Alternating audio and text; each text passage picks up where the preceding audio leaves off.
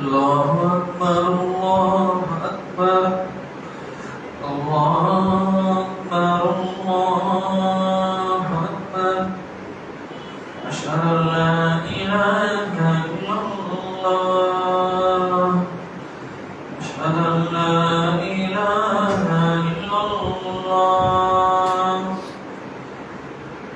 أشهد أن محمدا رسول الله أشهد أن محمدا رسول الله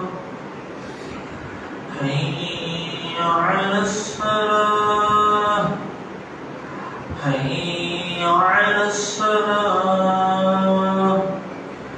حي على الفلاح حي على الفلاح الله أكبر الله أكبر لا إله إلا الله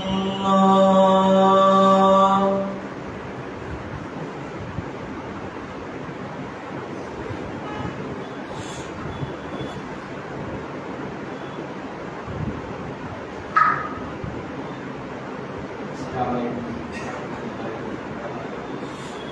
إن الحمد لله نحمده ونستعينه ونستغفره ونعوذ بالله من شرور أنفسنا ومن سيئات أعمالنا من يهده الله فلا مضل له ومن يضلل فلا هادي له أشهد أن لا إله إلا الله وأشهد أن محمدا عبده ورسوله أما بعد يا أيها الناس اتقوا ربكم الذي خلقكم من نفس واحدة وخلق منها زوجها وبث منهما رجالا كثيرا ونساء واتقوا الله الذي تسمعون به والأرحام إن الله كان عليكم رقيبا يا أيها الذين آمنوا اتقوا الله حق تقاته ولا تموتن إلا وأنتم مسلمون يا أيها الذين آمنوا اتقوا الله وقولوا قولا سديدا رب اشرح لي صدري ويسر لي أمري واحلل عقدة من لساني يفقهوا قولي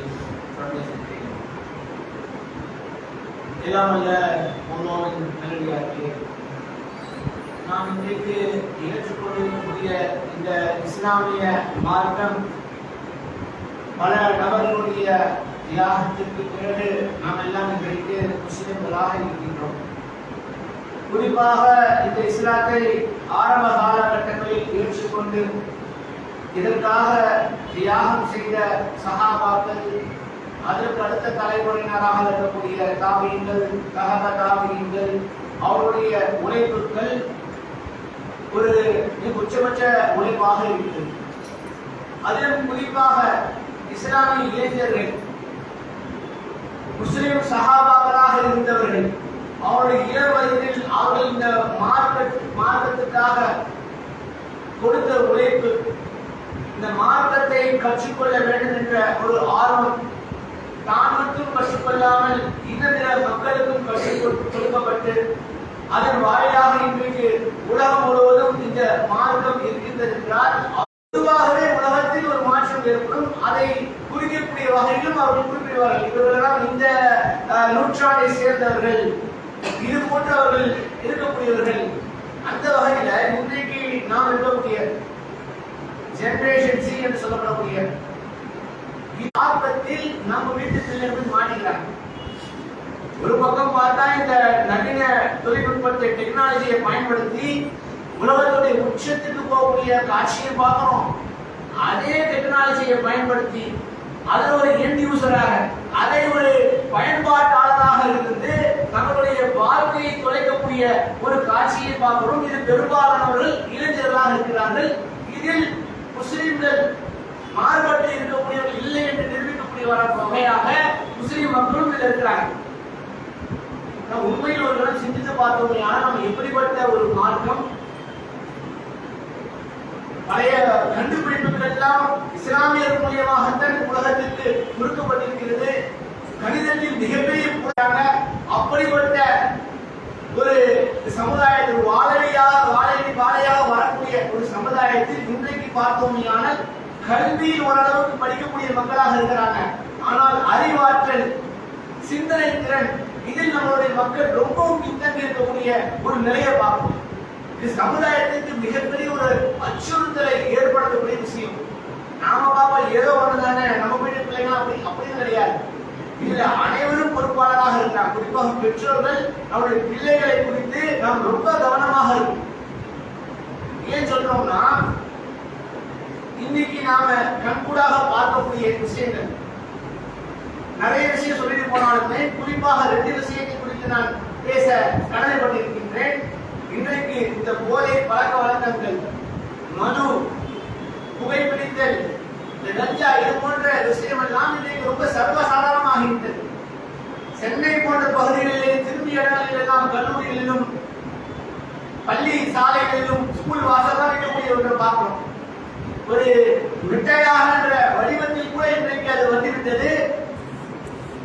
school மாணவர்கள் 10ஆம் 12ஆம் வகுப்பு 8ஆம் வகுப்பு படிக்கக்கூடிய மாணவர்கள் கூட இந்த பழக்கத்திற்கு அடிமையாக இருக்கக்கூடிய ஒரு காட்சியை பார்க்கிறோம். பெண் பிள்ளைகளும் இதற்கு மாற்று நிலையில் இல்லை என்று சொல்வதை போன்று பெண்களும் இது போன்ற பழக்கத்திற்கு அடிமையாக இருக்கக்கூடியதை பார்க்கிறோம். நம்முடைய பார்வையில ஒருத்தர் புகைப்பிடித்தாலே, தகப்பனார் ஒரு சிகரெட் பிடிக்கக்கூடிய பழக்கத்தை இருக்கக்கூடியவராக இருப்பாரே, ஆனால் அவர் என்ன பண்ணார், கண்ணியமாக நம்முடைய பிள்ளைகளுடைய முன்னாடி பிடிக்க கூடாது, அவர்தான் இருந்தாலும் என் பிள்ளைகளை கற்றுக்க கூடாது, இதனால் என்னுடைய குடும்பத்தில் ஒரு பாதிப்பு ஏற்பட்டு விடக் கூடாது என்ற ஒரு நிலையில் அவர் ஒதுங்கி அந்த தவறை செய்வார்.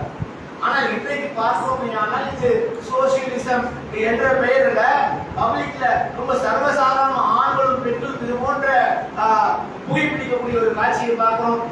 இதற்கென்று பிரத்யேகமாக சில பார்களை உருவாக்கி கொண்டு அங்க மது விருத்தை பூசிக்கூடியதை பார்க்கிறோம். அதில் உச்சகட்டமாக இருக்கக்கூடிய போதையில இன்றைக்கு இந்த கஞ்சா போன்ற பொருட்கள் எல்லாம் ரொம்ப சர்வசாதாரணமாக இன்றைக்கு மார்க்கெட்ல மலிவு விலையில கிடைக்குது. சென்ற ஒரு அல்லது 2 மாதத்துக்கு முன்னாடி நியூஸ்ல கூட பார்த்திருக்கீங்க ஒரு செய்தி, ஒரு இன்ஜினியர் மாணவர் கைது என்ற பெயர்ல ஒரு செய்தியை பார்க்கிறோம். எதற்காக அவர் கைது செய்யப்படுகிறார் என்றால், இந்த கஞ்சா ஒன்றை விற்றதற்காக. கஞ்சாவை ஒருவர் விற்கின்றான் என்றால் அது எவ்வளவு பெரிய நெட்வொர்க், அது எப்படி அது அவன் கையில சேர்ந்து அதை ஒரு சர்வசாதாரணம் விற்று அவன் மாட்டுகிறான் செய்கிறான் என்றால் முதல்ல அவன் அதுக்கு அடிமையாக இருக்கும். அதை புசிப்பதற்கு அவனிடம் காசு இருக்காது, அதை வித்துதான் காசு கிடைக்கும். அந்த காசை வச்சு அவன் அதற்கு அடிமையாகிறான் என்றால் அவன் கெட்டது இல்லாமல் இன்னும் ஒரு 4 பேரை சேர்த்து கெடுத்து அதன் மூலியமாக அவன் ஜெயிலுக்கு போறானா படிப்பறிவு அல்லாதவன் கிடையாது, மாமரன் கிடையாது. அவன் ஒரு இன்ஜினியர் மாணவன். ஒரு இன்ஜினியர் படிப்பு படிக்கணும், குறைஞ்சது 1 லட்சம் ரூபாய் செலவு பண்ணணும், கடைசினாலும் 50,000 செலவு பண்ணணும். 4-5 லட்சம் செலவு செய்து படிக்கக்கூடிய அந்த படிப்பை படித்துக் கொண்டே மாணவன் இப்படிப்பட்ட ஒரு காரியத்தை செய்கின்றான் என்றால் எங்க போயிட்டு.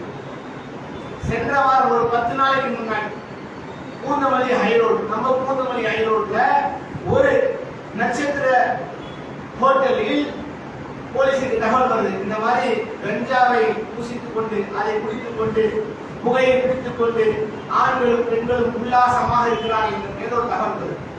தகவல் அப்படியே வேண்டி பாக்குறாங்க. அந்த கேளிக்கை நிகழ்ச்சி முடிஞ்சு போய் அவங்க ஒரு ரூம்ல வந்து 2 ரூம் எடுத்து ஆண்களும் பெண்களும் உள்ள உல்லாசமா இருக்கிறாங்க. போலீஸ் முடிந்த பேர்ல விசாரிக்கிறாங்க. கிட்டத்தட்ட 18 நபர்கள் கைது செய்யப்படுகிறார்கள். இது உண்மை சம்பவம் செய்தியில் வந்தது. 18 நபர்களில் 3 பேர் பெண்கள், 15 பேர் ஆண்கள். இது ரொம்பவும் பரிதாபத்துக்குரிய, ரொம்பவும் வெட்கி தலையை குனியக்கூடிய ஒரு நிலை என்றால் அந்த 15 பேர்களில் கிட்டத்தட்ட 5-6 முஸ்லிம் இளைஞர்கள் இருக்கிறார்கள். எல்லாம் நம்மளுடைய சுற்று வட்டாரம். நேரெல்லாம் பார்த்தோம்னா 7 பேர் இப்ராஹிம், பெருமேடு, அவர் இவருன்னு ஒரு 6-7 பேர் இந்த பகுதியை சுற்று வட்டாரத்தில் இருக்கக்கூடிய சில இஸ்லாமிய பேர் தாங்கி நபர்கள் செய்யக்கூடிய அந்த காரியம் இஸ்லாத்துக்கே ஒரு இருக்கை ஏற்படுத்தக்கூடிய ஒன்றாக இல்லையா? இஸ்லாம் இதை ஆதரிக்கின்றதா, இதை போதிக்கின்றதா? உலகத்தில் எண்ணற்ற கொள்கை கோட்பாடுகள், மதங்கள், சித்தாந்தங்கள் இருந்தாலும் இது போன்ற ஒன்றை அவர்கள் வந்து அப்பவும் பண்ணிக்கலாம். அது ஒரு சோசியல் விஷயமா, ஒரு விருந்து போன்ற ஒரு நிகழ்ச்சியில, ஒரு கல்யாண கேளிக்கையில, ஒரு சந்தோஷத்துல இது போன்ற மதுவை நாம் குடித்துக் கொள்ளலாம், மயனை குடித்துக் கொள்ளலாம். இது போன்ற இதெல்லாம் பார்க்கிறோம். இஸ்லாத்தை பொறுத்த வரைக்கும் சிறிதளவு போதை தரக்கூடிய அனைத்தும் மகோதரத்தில் அது தடை செய்யப்பட்டது, அது அனுமதித்தது கிடையாது என்று நபிகள் நாயகம் ஸல்லல்லாஹு அலைஹி வஸல்லம் தெளிவா சொல்லிட்டாங்க. திருமறை வசனம் இறங்குகிறது. அபூ துல்ஹா அவர்களுக்கு அவருடைய வளர்ப்பு மகனாக இருக்கக்கூடிய அனஸ் பின் மாலிக் அவர்கள் மதுவை கொடுத்துட்டு இருக்காங்க. வசனம் இறங்குது, மது தடை செய்யப்பட்டது என்று. அப்படியே அந்த மதுவை மதீனா நகருடைய வீதியில ஊற்றினாங்க. ஹதீஸ்ல பாக்குறோமா இல்லையா? இது இறைச்சத்துடைய உச்சம். மதுவை அல்லாஹ் சுப்ஹானஹு வ தஆலா சிறிது தடை செய்து ஒரு கட்டத்தில் அதை முழுவதுமாக தடை செய்யறான். சஹாபாக்கள் அதை பற்றி பார்க்கல. மது இப்பதான் வந்து சரி பண்ணி ஒரு கிளாஸ் குடிப்போம், குடிச்சு குடிச்சுவோம் இல்ல கடை போட்டுனானா அறிவு வந்துடுச்சா அதை ரோட்ல ஊத்து.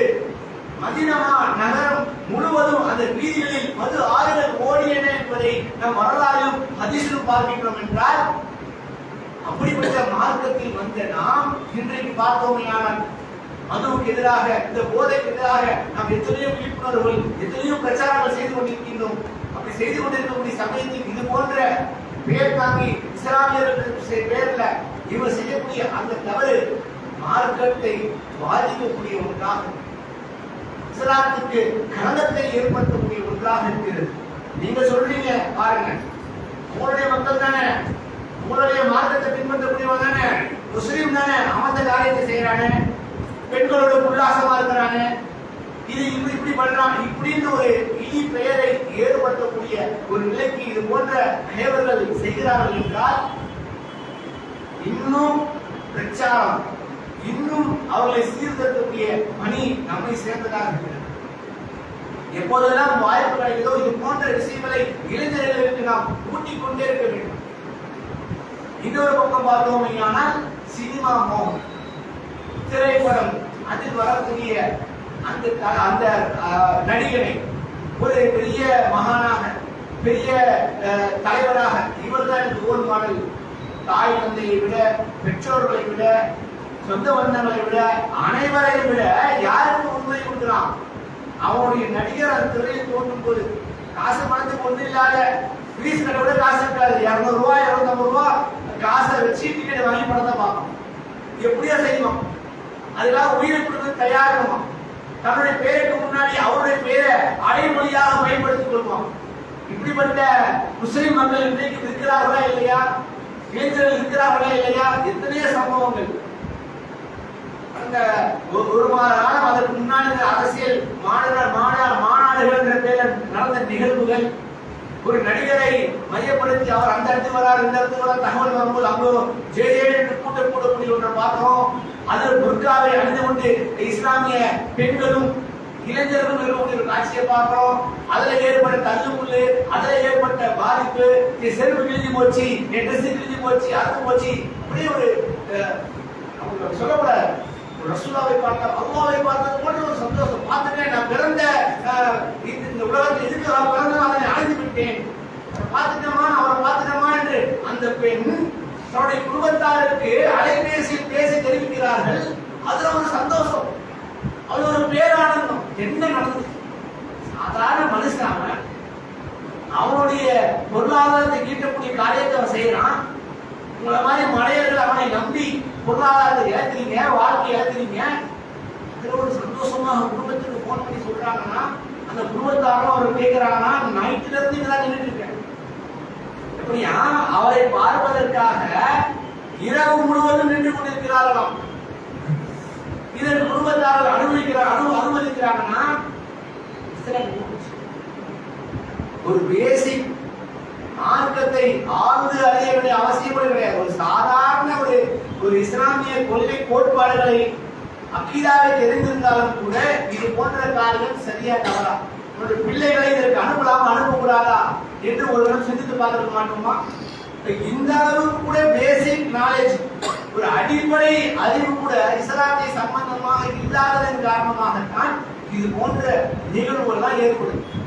சோசியல் மீடியாவில் வீடியோ போடு, குருக்கா இல்லாம போடு, அந்த ஆடம்பர ஆகாரத்தை காட்டு, உன்னுடைய அந்த அவயெல்லாம் காட்டு, இப்படி சிரி இப்படி சிரி, இதெல்லாம் போட்டு சந்தோஷப்படுறாங்க இல்லையா? அதனால காசு வருதுன்னு பாக்குறீங்களே, அல்லாஹ் சுப்ஹானஹு வ தஆலா மறுமையில உனக்கு பிடிக்க மாட்டானா? மறுமையில கேட்க மாட்டானா? உன் புள்ளதான பாரு, உன் பையனான பாரு, இப்படிப்பட்ட காரியத்தை பண்ணான்னு சொல்லி விசாரிக்க மாட்டானா? சற்று சிரித்து பார்க்க வேண்டும் சகோதர சகோதரிகளே. ஏன் இளைஞர்கள் தான் நாட்டின் கண்களாக இருக்கிறார்கள். சமுதாயத்தை அடுத்த லெவலுக்கு கொண்டு போகக்கூடிய ஒரு பெரும் பொறுப்பு அவர்களை சார்ந்ததாக இருக்கிறது. சஹாபாக்கள் அப்படி செய்த ஒரு உழைப்பின் காரணமாகத்தான் இன்றைக்கு தான் நாம் இஸ்லாமியர்களாக இருக்கின்றோம் என்றால் நம்முடைய ஒரு நிலைமை இருக்கு.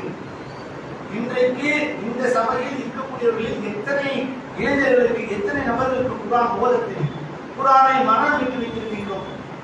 தொழ ஆலைகளை என்றால் தொழுகைக்கு முன் வருவோம், பாங்கு சொல்ல ஆலைகளை என்றால் பாங்கு சொல்ல முன் வருவோம். அப்படி ஒரு வாய்ப்பு கிடைக்கலையானால் ஒதுங்கக்கூடிய மக்கள் தான் இருக்கும். தெரிந்திருந்தாலும் கூட அதை தொழுகை நடத்துவதற்கோ பாங்கு சொல்வதற்கோ வெட்கப்பட்டுக் கொண்டு ஒதுங்கக்கூடிய மக்களாகத்தான் இருக்கும். நபிகள் நாயகம் ஸல்லல்லாஹு அலைஹி சொல்றாங்க, ஒரு கோடி ரூபாய் தராங்க, ஏன் என்ன வாங்குங்க, கடன் கிடையாதுங்க, கிஃப்ட்டுங்க அப்படின்னு சொல்லுவோமா? 1 கோடி ரூபாய் பரிசு கிஃப்ட் எடுத்துக்கணும்னா சரி கொடுங்க, வந்துடல நாம தானே செய்வோம். அது அல்லாஹ்வுடைய புறத்துல ஒரு கிஃப்ட் வருதுன்னா அதை உதாசீனப்படுத்தணும். குர்ஆனை சுமக்கக்கூடிய பொறுப்பை அவர்களுக்கு கொடுக்கப்படுகிறது. எவ்வளவு பெரிய ஒரு மிகப்பெரிய பொறுப்பு! அந்த பொறுப்பு அவர்களுக்கு கொடுக்கப்படும் போது அவர்கள் என்ன பண்றாங்க? அந்த பொறுப்பை ஏற்பதற்காக கொஞ்சம் அச்சப்படுறாங்க. ரசூலா சரியான ஒரு விஷயமா இருக்கு, ரசூலா அப்படி நம்மளுக்கு சொல்லலையே. யமாமா போற காலத்துல அதிகமான மக்கள் முஸ்லிம்கள் கொல்லப்படுறாங்க. அதனுடைய விளைவாக அபூபக்கர் ரலியல்லாஹு அன்ஹு மசூரா செஞ்சு சரி பண்ணுவோம் என்ற அடிப்படையில் உமர் அவங்க மசூரா பண்ணி அது முடிவெடுக்கிறாங்க. அதற்கு யாரை தேர்வு செய்யறாங்க போது இந்த சஹாபியோடைய பேரை சொல்றாங்க. ஏன்னா அவங்க தான் திருமலை குர்ஆன் இறங்கும் போது வரியை மனப்பாடம் செய்து வைக்கக்கூடிய அந்த ஒரு காரியத்தை செஞ்சவங்க. குர்ஆன் அப்படியே லைவா இறங்கும், பக்கத்துல இருப்பாங்க, குர்ஆன் மனனம் பண்ணுவாங்க, எலும்புகள் எழுதுவாங்க, தோல்கள் இவ்வாறாக குர்ஆன் மீதி பிரதிகள் ஆங்காங்கே இருந்தது. இதை திரட்டக்கூடிய காரியத்தை, இந்த பொறுப்பை இந்த சஹாபிக்கு அவங்க கொடுக்குறாங்க. அவர் இனிஷியலாக முதற்கட்டமாக அதை ஏற்க மறுக்கிறார். இந்த காரியத்தை நான் செய்ய மாட்டேன், இதற்கு நான் சரியான ஆள் கிடையாது, ரொம்ப ஒரு கஷ்டமான வேலை அப்படின்னு ரொம்ப பல முறை பேசி பேசி அல்லாஹ் சுப்ஹானஹு வ தஆலா அவருடைய மனதை அதற்காக விதிபடிய செய்கிறான். அவங்களே சொல்றாங்க, எப்படி உமர் அவங்களுக்கும் இனிஷியலா இது போல இதுல வந்து ரொம்ப உடன்பாடு இல்லாம இருந்துச்சு. அதன் பிறகு அவர்களும் சில காரியத்தை செய்யணும்னு சொல்லி திருமறை குர்ஆனை திரட்டக்கூடிய காரியத்தை அவர்கள் செய்வதற்கு முன் வராங்க. இவங்களும் ஆரம்ப காலகட்டங்களில் அதற்கு அந்த அளவுக்கு ஒரு ஒத்துழைப்பு கொடுக்காம ஒரு ஆர்வம் இல்லாம அதை தட்டி கழிக்கக்கூடிய ஒரு நிலையில இருந்து அதன் பிறகு அல்லாஹ் சுப்ஹானஹு வ தஆலா அவருடைய உள்ளத்தில் அதை போடுகின்றான். முன்னாடியாக அவங்க குர்ஆனை திரட்டக்கூடிய ஒரு காரியத்தை செய்கிறார்கள். அவங்க சொல்றாங்க, எனக்கு நீங்க ஒரு வேலையை கொடுத்து இந்த மலையை நீ நகர்த்தி வைனாலும் நகர்த்திடுவேன், இந்த குர்ஆனை ஒன்று திரட்டக்கூடிய காரியம் எனக்கு ரொம்ப ஒரு சிரமமான காரியம், ரொம்ப ஒரு கஷ்டமான காரியம் என்று சொல்லிவிட்டு அந்த காரியத்தை அவர்கள் செய்கிறார்கள். அவங்க செஞ்சாங்க. அதன் பிறகு அபூபக்கர் ரலியல்லாஹு அவருடைய ஆட்சி அவருடைய இறப்பு ஏற்படுகிறது. அதன் பிறகு உமர் வராங்க. இறுதியா அவங்க என்ன தொகுத்தாங்களோ அவருடைய மகளார் அப்சா ரலியல்லாஹு அவர்கள் ஒப்படைக்கிறாங்க. இவ்வாறாக ஒரு குர்ஆனை திரட்டக்கூடிய ஒரு பணியை ஒரு இளமை வயது உள்ள செய்தார்கள் என்றால் நாம எந்த அளவுக்கு இப்னு அப்பாஸ் ரலியல்லாஹு அன்ஹு நம்ம கேள்விப்பட்டு அடிக்கடி ஹதீஸ்களிலும் சொற்பொழிவிலும் கேட்கக்கூடிய ஒரு பெயர். அவங்களுக்கு 10 வயது இருக்கும் போது அவர்கள் எத்தனை அத்தியாயங்களை மனப்பாடம் செய்து வைத்தார்கள் என்றால் கிட்டத்தட்ட சூரத்துல் இக்லாஸ் சூரத்துல் நாஸ்ல இருந்து 114வது அத்தியாயத்திலிருந்து அப்படியே பின்னாடி வந்தோமேயானால் 49வது அத்தியாயம் சூரத்துல் ஹுஜராத் 49 அத்தியாயம். அதிலிருந்து 114 அத்தியாயங்களை அவர்கள் தன்னுடைய 10 வயது இருக்கும் போது மனப்பாடம் செய்தார்கள் என்கிற செய்தி அவங்களே சொல்றாங்க. பாருங்க, ஒரு இளம் வயது சஹாபாக்கள் சிறுவர்களாக இருந்தவர்கள் கூட அன்றைய காலகட்டங்களில் திருமறை குர்ஆனை மனனம் செய்து வைத்திருக்கிறார்கள். ஒரு முறை நபிகள் நாயகம் ஸல்லல்லாஹு அலைஹி வஸல்லம் ஒரு அனுமதி கேட்டு ஒரு கூட்டத்தார் வராங்க. ரில்லன் தக்வான் என்று சொல்லப்படக்கூடிய அந்த கூட்டத்தார் அவங்க எதுக்கு வராங்கன்னா, அவங்க இஸ்லாத்தை கற்றுக்கொண்டு அவருடைய பகுதிக்கு இஸ்லாத்தை கற்றுக் கொடுப்பதற்காக எங்களுக்கு சில நபர்களை நீங்கள் அனுப்பி வைங்கள் என்ற அடிப்படையில் ஒரு கோரிக்கையை வைத்து மதீனாவுக்கு வராங்க. வரக்கூடிய நபர்களுக்கு நாம் தண்ணீரை கொடுத்து உதவக்கூடிய உதவு செய்வதற்காக தண்ணீர் கொடுத்து உதவக்கூடிய அந்த காரியத்தை செய்யறாங்க.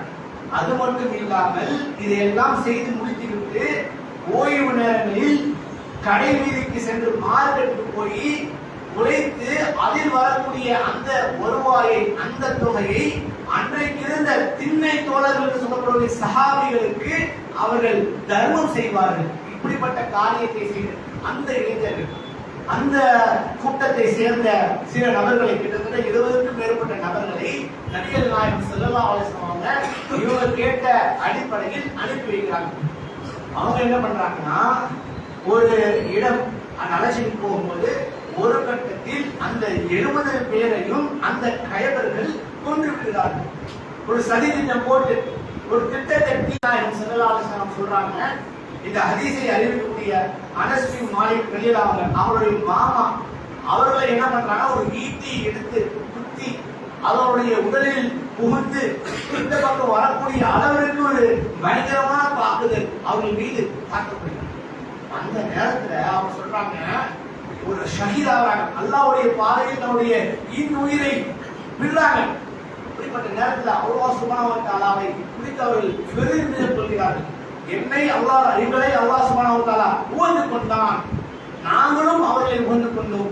எங்கள் தூதரிடத்தில் நீங்கள் சொல்லுங்கள், நாங்கள் உங்களை உவந்து கொண்டோம், அல்லாஹ் சுப்ஹானஹு வ தஆலா எங்களை உவந்து கொண்டான் என்ற அந்த அறிவிப்பை அந்த உயிர் போகக்கூடிய அந்த தருணத்தில் எதிரிகள் தாக்குகிறார்கள், குத்துகிறார்கள்.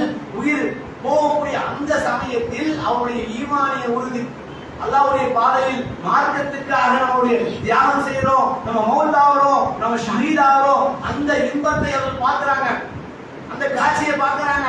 அதை பார்த்து பெருமிதம் கொள்கிறார்கள். நாங்கள் வெற்றி பெற்று விட்டோம், நாங்கள் ஜெயிச்சிட்டோம், நாங்கள் எந்த காரணத்திற்காக இந்த உலகத்தை பிறந்தோமோ அதை அந்த பிறவி பலனை அடைந்து விட்டோம் என்ற பேர்ல அவங்க சொல்லக்கூடிய செய்தியை நபிகள் நாயகம் ஸல்லல்லாஹு அலைஹி வஸல்லம் மதீனாவில் இருந்து சஹாபாக்கள் எல்லாம் சொல்றாங்க. இவ்வாறாக அவர்களை கொண்டு விட்டார்கள் என்று.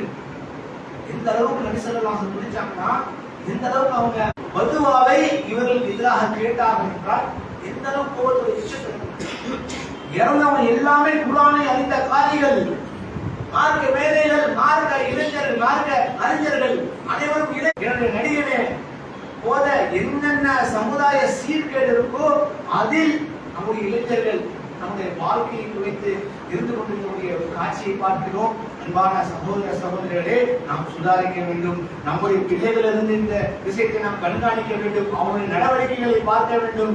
இது போன்ற காரியங்களை அவர்கள் செய்வார்கள்.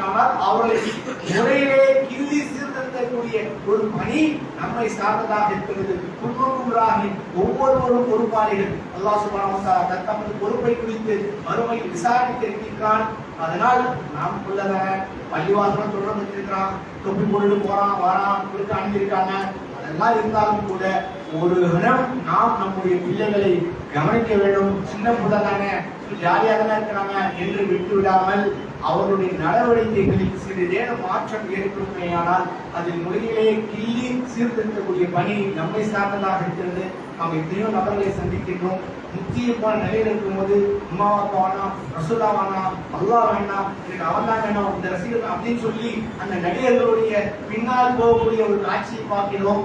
இப்படிப்பட்ட ஒரு நிலைக்கு நாம் அவர்களை தள்ளிவிடுவோமே ஆனால் அவர்களை நேர்வழியின் பால் கொண்டு வருவது ரொம்ப ரொம்ப ஒரு கஷ்டமான விஷயம். அப்படிப்பட்ட ஒரு நல்ல சமுதாயமாக அல்லாஹ் சுப்ஹானஹு வ தஆலா நம்முடைய சமுதாயத்தை உருவாக்க வேண்டும். அதற்கான உழைப்புகளை நாம் செய்ய வேண்டும் என்பதை புரியவனாக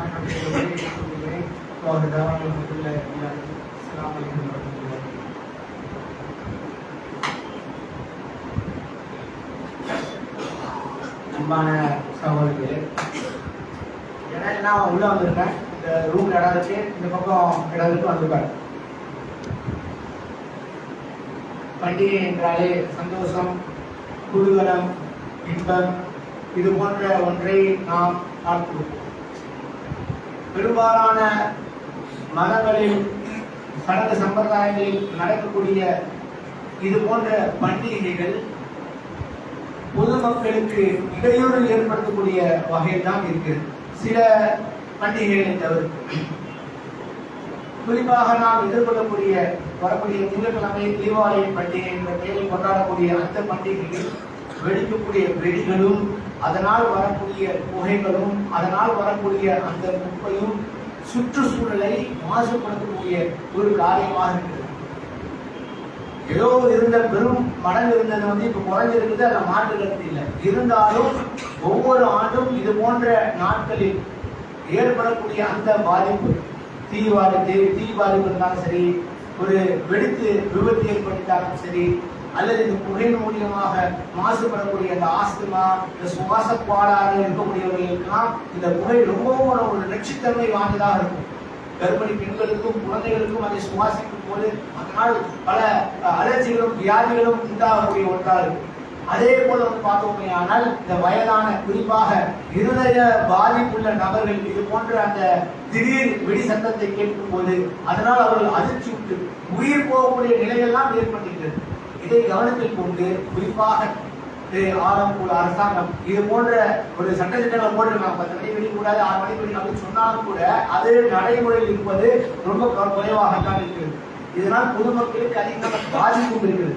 இதை எந்த அளவுக்கு பாதிப்பு அல்லாத வகையில் இது போன்ற ஒரு திருவிழாக்களை கொண்டாடலாம் என்பதற்கு அரசாங்கம் ஒரு வழிவகை செய்து கொடுத்தால் பொதுமக்களுக்கு அவ்வப்போது ஏற்படக்கூடிய பாதிப்பு, குறிப்பாக கால்நடைகளுக்கும் பல பாதிப்புகள் இருக்கிறது. இதை கருத்தில் கொண்டு அரசாங்கம் இதற்கு ஒரு நல்ல வழிகாட்டுதல் கொடுத்தோமையானால் அது மக்களுக்கு பயனுள்ள